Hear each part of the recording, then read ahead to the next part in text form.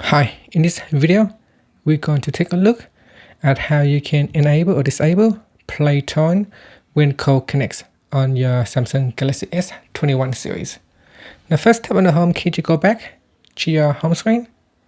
Next, we're going to tap on the phone application, then tap on the option key and then tap on settings.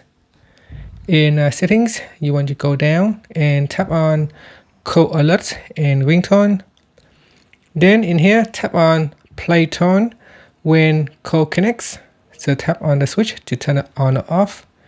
If you turn this on and when you try to call someone, your phone will play a tone when it connects with the other person that you're trying to call to.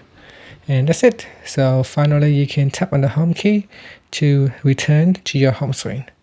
And that's it. Thank you for watching this video. Please subscribe to my channel for more videos.